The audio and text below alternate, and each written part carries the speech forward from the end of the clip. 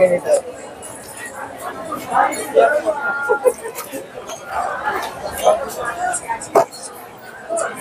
Ay, bibili marami yan. Hello everyone, at nandito tayo sa Green Hills. Kasama natin si Sir Ayori. At syempre, nandito pa rin tayo sa Big Game Shop. Tatanungin natin ang mga gaming console at mga games sa biyahe ko. Sir Ayori, bali, magkano po pala yung PlayStation 4 na Spider-Man? Kasi may nagtanong sa atin. Yes po. Ito po, Game of the Year Edition. Binibenta namin na 800 pesos. 800. Yes, Game of the Year Edition na yan. Then sir, sa ano naman? Sa PS5 naman, to Miles Morales siya. Yung kasunod ng Spider-Man. 1.5 to PS5 game na siya. 1.5. Pero if ever pala sir na meron kayong Spider-Man na Spider-Man, yung pang PS5, ito kasi meron tayong tinatawag na remastered dito sa PS5, pero digital na lang yun. Wala na siyang physical, disc. So, ang mangyayari niyan, kahit yung PS4 game na laruin niya sa PS5, pwede naman laruin yan. Lahat ng PS4 games, pwedeng laruin sa PS5. So yung meron naman yan, yung pinaka-latest is Spider-Man 2. Lumabas lang siya sa PS5. Kapag kay second hand nun, 2,500. 2,500. Yes, yung Spider-Man 2 na yun. Then sir, ayun, kapag sa mga PlayStation 4 sir na mga CD, pag sa second hand? Sa second hand, nagre-range siya sa 600 hanggang 1,500. Depende pa rin depende sa game title talaga siya. Bye-bye pa rin naman yan. Then sa PS5 naman sir, magkano po? Sa PS5 games, na ganun din, nagre-range siya sa pinakamababa namin dyan, what is 1,000 hanggang 2,000 mahigit po. May mga second hand brand nyo naman tayo, halo-halo kasi sila. Then sa Switch naman, sa Switch sir, games din, 1,000 hanggang 2,000 din. Depende po sa game titles. Basta pagka may gusto lang kayo mga game titles, pwede naman kayo magtanong sa amin. Then sir, syempre, mga gaming console, Yes po. nag-price drop po ba kayo or may mga bagong freebies, sir? Yung sa mga freebies naman, madali lang naman yan. Kung saka just in case na punta lang kayo rito, kung ano man ang mga available na freebies, pwede naman namin kayong bigyan. Yung mga thumb grips or mga silicone gloves para sa mga controller or case. Ganyan. Then sir, unahin na natin itong mga Anbernic, sir. Hello po, sa Anbernic po, ito yung bago ng Anbernic is Anbernic RG35XXH. So ito, ang presyo nito is 3,800. Ito, marami ng games to. Ito yung handheld na kung gusto nyong maglaro ng mga emulators, yung mga dating mga laro, yung mga Game Boy, Family Computer, PSP, PS1, nandiyan na rin siya. Andito na. So, ang total ng games nito ngayon, nasa almost 5,000 na. 5,000. Pwede nyo rin connect sa TV to. Kailangan nyo lang is mini HDMI. Pag bumili kayo nito sa amin, may kasama na siyang tempered glass. Tapos, tsaka pouch. May pouch na rin to. Next natin, sir. Ito naman, mura lang to, 2,800. Ito yung mas luma compared do sa isa kanina. RG35XX. Ang games naman ito, same lang din sila, nadagdagan, so yung bagong Anbernic lang naman is meron siyang PSP, pinakamataas dito, yung mga pinakamataas dito is yung PS1 games. Almost 3,000 naman ang games nito. If ever, sir, gusto nila magpa-Garlic OS, nag-ano rin kayo? Yes, meron din kami. Kung gusto nilang additional games, meron tayong 128 gig Garlic OS na siya. Para dito, Garlic OS. So, yun, madadagdagan yung games niya. Kung ano yung wala rito, ayun, madadagdagan na natin. So, plug and play na lang yon. Same dito sa isa. Dito naman, ginagamit naman namin dito. Kung gusto nyo additional na SD card na may mga games, Batocera OS naman na ginagamit dito. Madadagdagan din yung games niya pagka bumili kayo ng 128. So, magiging ito, 64 gig yung default na kasama niyang SD card. So, magiging almost 200 gig niya. Mga games, puno na yun. So, one to sawa na talaga kayo sa mga games niyan. Then, next natin, sir, si PSP. PSP, ganun pa rin naman ang price niya. Meron kang PSP 3,000, 4,500. Yung mga games nito, kayo na mamimili. Pupunuin na natin. 32 gig, pupunuin na po yan.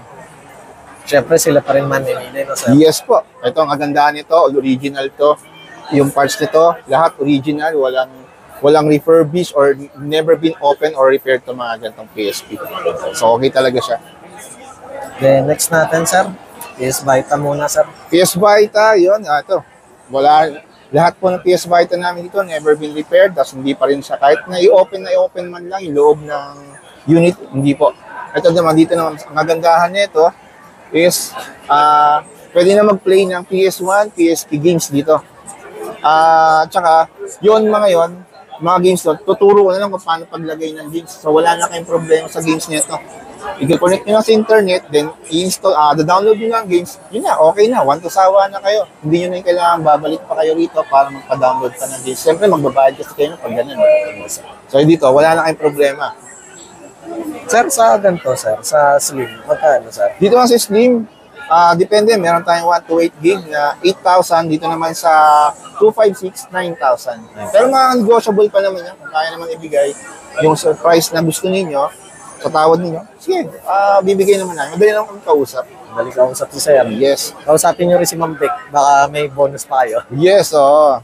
Then, Madam Beck. next natin, sir, ang Switch Lite. Ang Switch Lite naman natin sa lahat ng klase kahit limited edition is sa second hand 6,500. Sa brand new 8,000.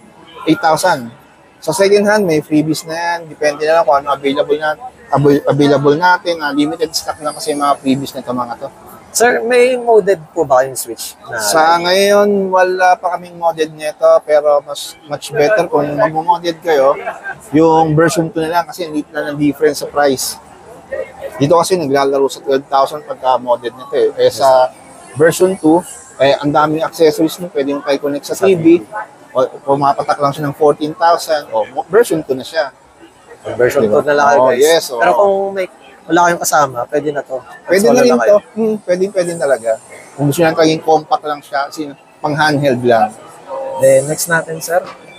Ito yung version 2. Ganito yung version 2. Ang kagandahan naman nito, pwede na kayong mag 2 players pag gagantong version 2 ng Nintendo Switch. Pwede mo nang tanggalin kasi itong mga controller niya. Hindi katulad ng Nintendo Switch Lite na talagang as is na yung controller niya.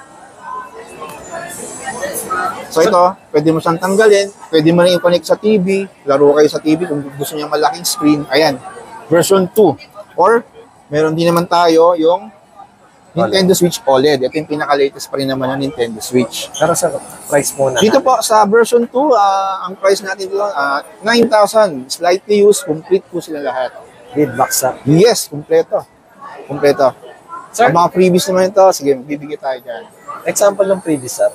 Example ng previous ito, tempered glass, thumb grips, yan, mga ganyan. Depende kung ano pa yung mga available na. May mga pouch din tayo niya. Sir, may modded din po ba yung ganito, sir? Yes, yun. Yung modded natin dito, ang price lang naman niya is 14,000. 128 gig, yes. So, then, next natin, sir, si OLED. ang next natin dito kay OLED naman, ito yung pinaka-latest na Nintendo Switch model. Nintendo Switch OLED. Dito naman sa second hand, 12,500 ang presyo. Pero negotiable pa rin naman. Complete yan. Slightly use yung mga yan. Makikinis yung mga yan. Never been repaired or open. Wala po siyang ginagawa sa kanya. Meron din naman kaming, kung gusto nyo naman Nintendo Switch na jailbreak, meron din tayong available. Sir, kapag ano naman, sir, modded or ano, sir, jailbreak. Pagka-modded nito, presyo nito is 17,000. 128 gig. I'm sorry, 256 gig. Ay, 56. Yes. Tapos ang games niya, mamimili na lang kayo kung anong gusto nyong games na palalagay natin dyan. Then, syempre, sir, ang ROG Ally. Ito po, yung ROG, kung gusto nyo talagang okay naman, kung gusto nyo sa mga gamer dyan, so yung ito namang ROG. Ito yung ROG Ally. Sir, Z1 or ano? Ito na, Extreme? sa Z1 tsaka Extreme, yung Z1 mas mababa sa Extreme. Ang Extreme ang pinaka-latest. Ang Extreme, processor niya, sa specs, mas mataas sa Z1. Then, sir, sa ganito, sir, magkano po? Sa ganito, sa Extreme, ang bentahan namin is 31,000. Negotiable pa naman yon. Sa Z1 naman, 27,000. Ang memory nito, 512. Yun, yung kung ano yung stock niya na memory, yun po yung original doon. Sir, pwede rin po ba sila mag-request ng games dito? Pwede rito. Walang problema. Bago kayo bumili, mag-request kayo ng games, pwede. Walang problema sa games dito. Pupunuin natin yan. Yan, Windows yan, guys. Yes, Windows 11 yan. Kumbaga, ano siya, legit Windows 11.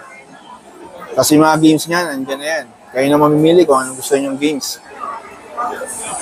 Then, syempre sir, ang pangontra sa ROG, ang Steam Deck. Steam Deck. Dito naman sa Steam Deck. Ito, meron tayong dalawang klaseng Steam Deck. Ito yung first version, yung LCD type. Meron din naman tayong OLED sir. OLED version. Nice. Madilim na yan. Yan. Ito yung OLED version, ito yung nasa taas yung LCD type. Ang pinagkaiba nila, syempre, Yung mas screen maganda lang. yung display ng screen. Yes. Battery. Medyo mas malaki yung screen niya ng konti, mas magaan. Tapos ito kasi 60 Hz, yung FPS niya, ito 90 Hz na yung OLED. Yan. Sir, sa ganito sir, magkano po? Pinaka-low. Sa LCD ng pinaka-lowest naman, 22,512. Kailangan po. Yes, puno na rin ng games yan. Pwede kayo mag-request ng games. Nilalagay natin upon purchasing. Then sir, kapag sa OLED naman sir, magkano naman? Sa OLED naman, dito po sa 512 OLED siya, complete din. Mga slight use naman itong mga to. Naglaan siya 33,000. 33,000. Yes. Sir, if ever na, yun nga, meron silang SD card, tapos bumili sila sa inyo, free rin po ba pag gano'n? Kapag gano'n, hindi siya free, pero ang games na pag-usapan na lang natin kung magkano na lang. Pero mura lang yun. As long na kayo sa amin kayo bumili ng unit, kapag magpapalagay kayo ng games, siyempre may discount na yun. Then, sir, syempre, may nagtanong, ba't daw walang presyo? Nakalimutan. Okay. Dito na sa PS4. PS4 Slim. Sa PS4 Slim natin, hindi siya modified, never been open yan. So, kumbaga sealed yan. May Sony warranty sticker pa rin yan. Price nito is 8,500. Ang kasama nito, dalawang controllers na, tapos 2 games. Mamimili na lang kayo kung anong games ang ipalalagay niya. Ang CD. Then, sir, meron may model din kayong ganito, sir? Meron din kaming model nito. Yung model namin, meron kaming Slim and Pro. Sa Slim naman, ang price naman niya, 15,500. 1 terabyte na siya and meron na siyang dalawang controller na free. Sir, punuan din na din. Punuan na yun. Kayo na mamimili kung ano ilalagay natin. Kung mga latest na God of War Ragnarok, mga NBA 2K24, pwede natin palagay ito. Then, sa Pro naman, sir, na hindi model, sir? Sa hindi model na Pro, 13,500, dalawang controller, dalawang games na rin yan. Guys, yung games na sinasabi niyo, sir, Ayori, ganito, CD. Yes, kontakin nyo na lang kami kung sa price list po ng mabawat title ng games. Then, sa Pro, sir, meron din po ba yung model, sir? Meron din sa Sony PlayStation Pro, PS4 Pro, meron din naman kami niyan. 1 terabyte na siya, dalawang controller, 17,500. Yes. Siyempre, last natin, sir, ang panali, ang PS5, sir. Yes, PS5 games naman, ito sa PS5 unit, itong Slim type, brand new, binibenta lang namin ng 29,000. 29. Then, sir, Ayori, kapag sa ganito po ba, ano po yung mga warranty, sir, sa mga console, sir? Sa lahat ng console, mapa-brand new, mapa-second, 15 days replacement po yan. Tapos may 6 months service warranty pa kayo. Then, syempre, sir, ayun, ano po pala yung mga mode of payment na tinatanggap dito, sir? Pwede tayong G-Gives. Siyempre, hindi mo mawala cash, Gcash, online banking, pwede rin naman BPI, BDO, or any type ng bank. Credit card, pwede rin po. Then, syempre, sir, ano pala yung mall hours nyo or operating hours dito, sir? Monday hanggang Thursday, ang mall hours dito, 10 a.m. hanggang 9 p.m. Tapos sa Friday to Sunday, 10 a.m. hanggang 10 p.m. Then, syempre guys, nandito sila malapit sa EO. Ito yung Changi area. Meron silang fix dun sa may Shopville Plus. Ayun. Yes. Then, sir, Ayori, please invite naman po sa ating mga viewers. Hello po, kung pag kailangan nyo po ng mga gaming console, handheld, mapa-handheld man yan, or yung mga kinakabit sa mga TV ng mga gaming console, at dito po, mga accessories, games, andito po. Punta lang po kayo rito sa Beck Game Shop. Stall number AI7. Tapat lang po ng EO. Thank you, sir, para sa price update. Thank you rin po. Thank you. Salamat. Hello everyone, at nandito tayo sa SMX Day 3 ng Philippine